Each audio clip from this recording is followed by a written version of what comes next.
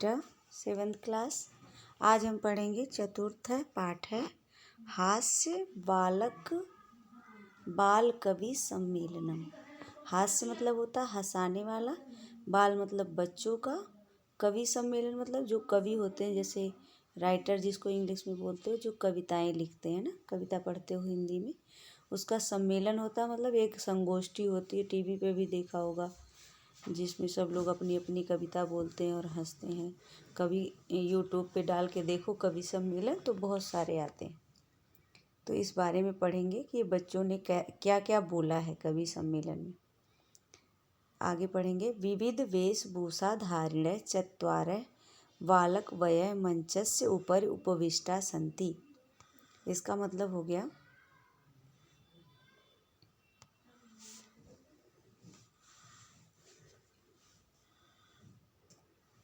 विविध वेशभूषा धारिण्य मतलब विविध मतलब अनेक प्रकार के, वेशभूषा मतलब तरह तरह से जो उन्होंने कपड़े पहन रखे, वेशभूषा धारण करके। चत्वारी मतलब चार, बालक वय मतलब समान आयु के, जैसे दोस्त बोलते हैं।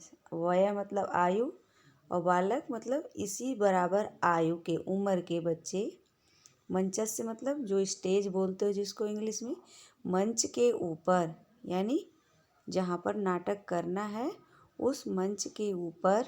उपविष्ट ऊपर मतलब ऊपर, उपविष्टा संति मतलब बैठे हुए हैं। जैसे पर्दा हटता है, मंच खुलता है, वैसे ही पर्दा हटता है और चार लोग बैठे हुए हैं, चार बच्चे। अधः मतलब नीचे।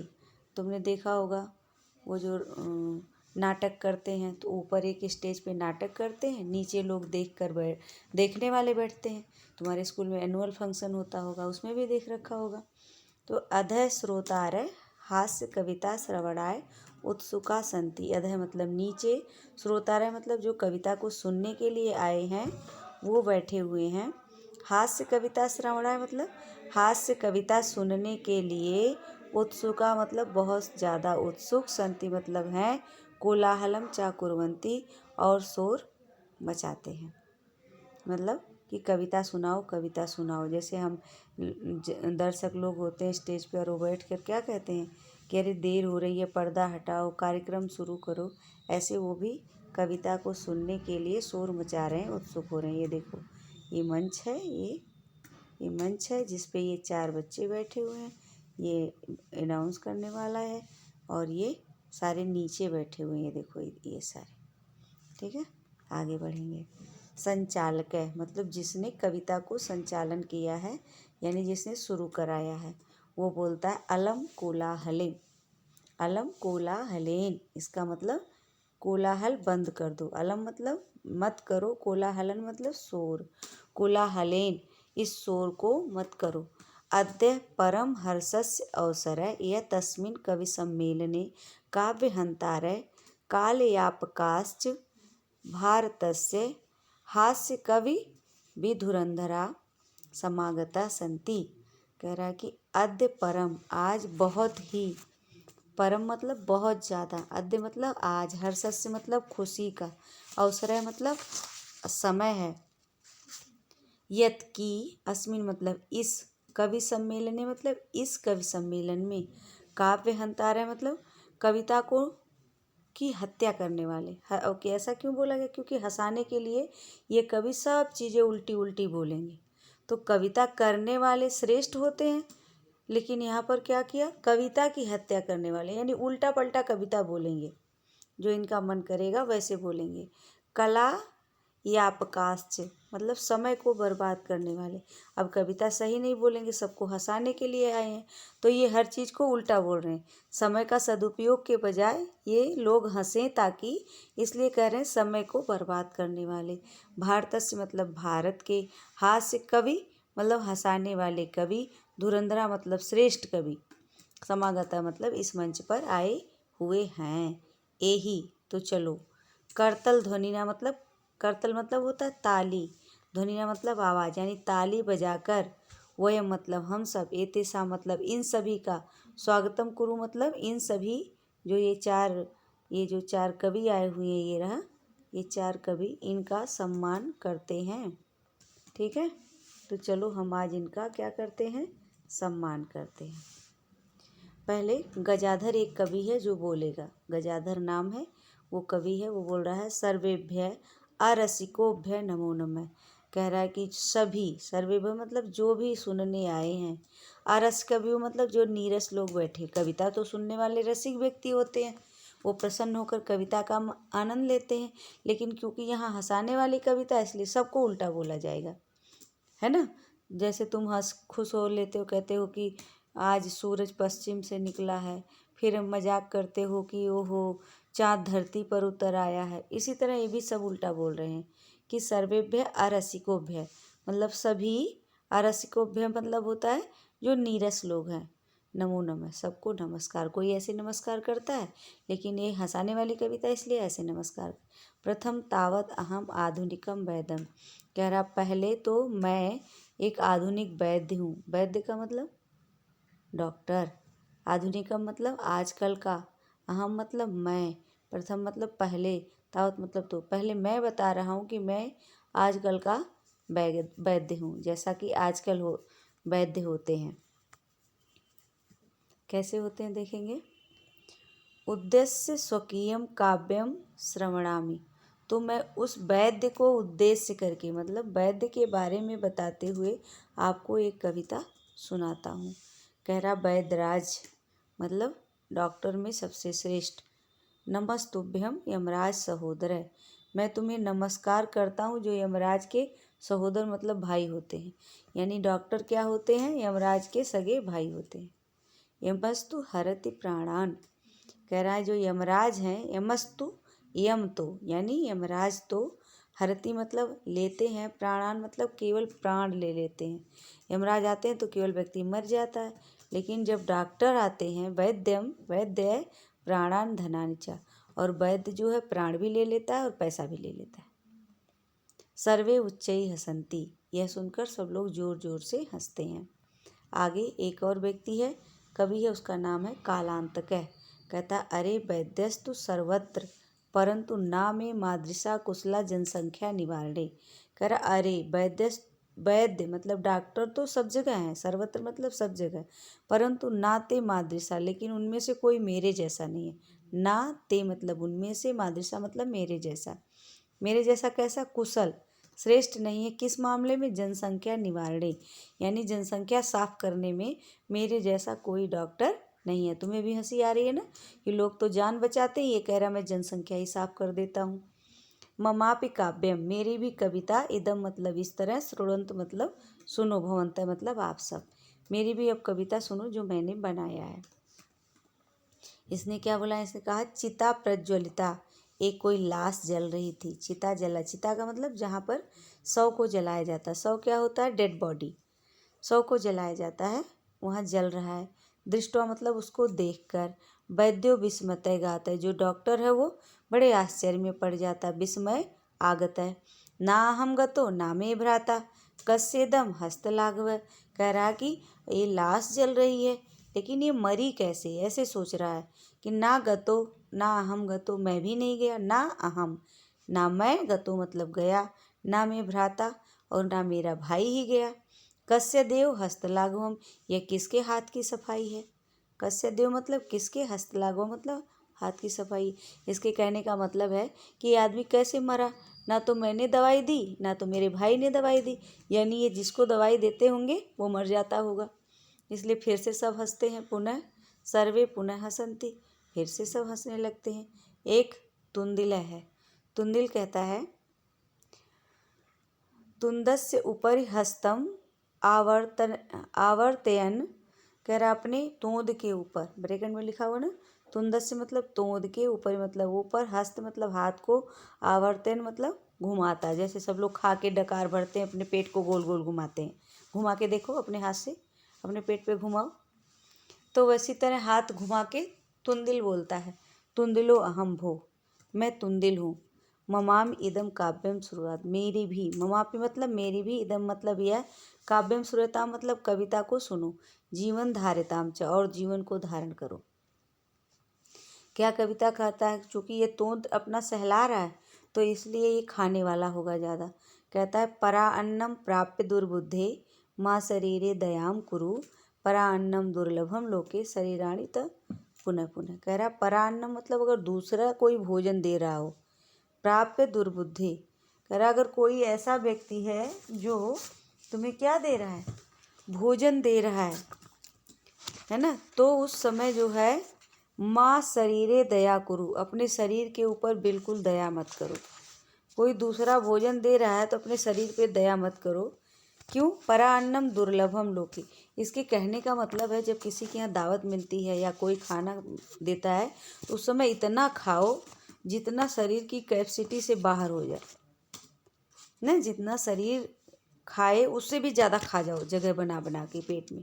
कभी कभी लोग कहते हैं देखो कि दावत आई है, आज तो सुबह से भूखा रहूँगा, मतलब खूब खाऊंगा।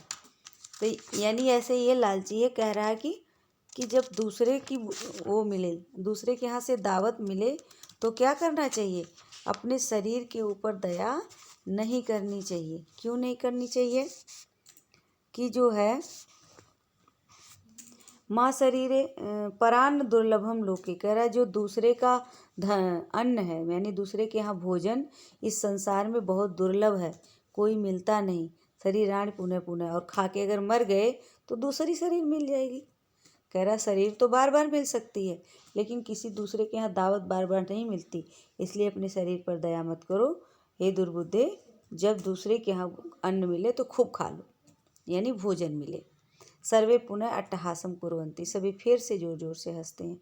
एक चारवाक है, वैसे चारवाक का एक ग्रंथ भी होता है कविता, वो चारवाक ऋषि हैं, लेकिन यहाँ चारवाक एक नाम के साथ भी प्रयोग है, उनके बारे में भी बताया गया।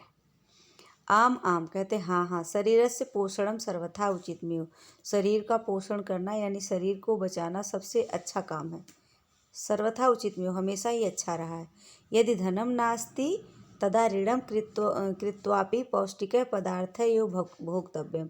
कह रहा अगर तुम्हारे पास पैसा नहीं है तो तुम कर्ज ले लो, तदा ऋणम, तो ऋणम मतलब कर्ज, कृत्वापि करके भी, पौष्टिक मतलब अच्छा अच्छा, पदार्थ मतलब भोजन, अच्छे अच्छे सामान, एव भोक्तव्यम अच्छे अच्छी खाने ही खाना चाहिए। कह रहा है अगर, यदि मतलब अगर, धनम धन, नास्ति मतलब नहीं है, तदा मतलब तो, ऋणम कृत्वा मतलब कर्ज करके, अपि मतलब भी, पौष्टिक पदार्थ है मतलब पौष्टिक भोजन, पौष्टिक चीज़ें, एव मतलब ही, भोक्तव्य मतलब खाओ। तदा कथयति चारवाक कवि, इसीलिए बता रहा है कि चारवाक कवि ने कहा है, क्या कहा है, यावत जीवेत सुखम जीवेत, यावत जीवेत सुखम जीवेत, ऋणम कृत्वा घृतम पीवेत। कह रहा जब तक जियो, यावत जब तक, जीवेत मतलब जियो, सुखम मतलब सुख से, जीवेत मतलब जियो, जब तक जियो सुख से जियो, ऋणम कृत्वा मतलब ऋण करके, घृतम पीवेत घी पी जाओ, मतलब कर्जा लेकर घी खाओ, लेकिन खाओ जरूर। श्रोतार है, सभी श्रोतार जो मतलब सुनने वाले आए हैं, तहिर ऋणस्य प्रत्यर्पणम कथम, तो वो हंस के पूछते हैं, तो तहिर मतलब तो, ऋणस्य मतलब ऋण को, प्रत्यर्पण मतलब लौटाएंगे, कथम मतलब कैसे, तो कर्जा कैसे लौटाएंगे। तो चारवाक कहता है सूर्यताम मम अवशिष्ट काव्यम, सुनो मेरा बचा हुआ, मेरी बची हुई कविता। क्या कहता है, घृतम पीत्वा, घी को पीकर, श्रमम कृत्वा, और फिर परिश्रम करके, ऋणम प्रत्यपेट जन, सभी लोग अपने अपने ऋण को चुका देना। घी पीकर फिर मेहनत करना, ऋण प्रत्यर्पित मतलब कि ऋण मतलब कर्ज को, प्रत्यर्पित मतलब लौटा देना, जन मतलब लोग, कि ये लोगों घी पीकर परिश्रम करना और फिर लोगों को धन उनका वापस कर देना, कर्ज। काव्य पाठम श्रवणे उत्प्रेरित एक बालोअपि आसु कविता रचयन्ति, पाठ को श्रवणेन मतलब सुनने के बाद, उत्प्रेरित मतलब उत्सुक, एक मतलब एक, बालोअपि मतलब बच्चा भी, आसु कविता रचयति तुरंत कविता की रचना करता है। जैसे तुम भी खेल देखते हो तो तुम्हारा भी खेलने का मन कर देता है, वैसे यहाँ एक बच्चा बैठा हुआ है, वो सबकी उल्टी पल्टी कविता सुनता है तो उसका भी क्या मन कर देता है, कविता करने को। हासपूर्वकम च श्रावती, और हंसते हुए सबको सुनाता। क्या सुनाता है, कहता है बालक कहता है सुरेताम सुरेताम भो, सुनो सुनो लोगों, ममापि काव्यम मेरी भी कविता सुनो।